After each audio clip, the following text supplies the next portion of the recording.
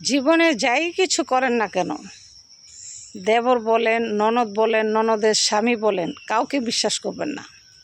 এরা সব মানুষ হচ্ছে খারাপ। আমার ননদের স্বামী প্রচণ্ড খারাপ, আমার দিকে কুনজর দেয়। আমার ননদের স্বামী একদিন অলরেডি আমাকে রাত্রেবেলা টয়লেটে যাইতে নিয়েছিলাম, পিছন থেকে আমার জড়ায় ধরছে, একবারে জড়ায় ধরছে আমাকে। ভাবি, আপনি এত সুন্দর, আপনাকে দেখতে আমার অনেক ভালো লাগে। আপনার ননদের দেখতে আমার ভালো লাগে না, আপনাকে দেখতে আমার অনেক ভালো লাগে, আমার ননদের জামাই। তখন আমি বলছি, আপনি যে আমার সাথে এই ধরনের এগুলো করতেছেন, আমি আমার ননদের কাছে বলবো। আমার স্বামী থাকে বিদেশে, আমার তো তখন কিছু করার নাই। এখন আমার স্বামী থাকে বিদেশে, আমি তো কিছু বলতে পারি না।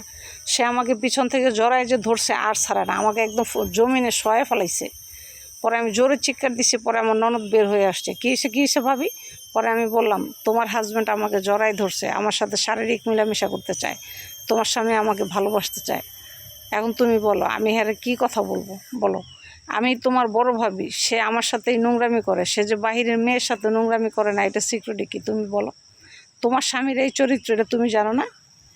আমি তো জানতাম না। আমি তো জানি যে এখন সে আজকে স্বীকার করছে, সে বহুদিন ধরে নাকি আমাকে অনেক পছন্দ করে। এই কারণে আজকে একবার অলরেডি জড়াই ধরছে আমাকে। তুমি কিছু বলো না? পরে আমার সেই ননদ পুলিশের কাছে অবজেকশন দেয়, পরে পুলিশ এসে তারা ধরে নিয়ে যায়।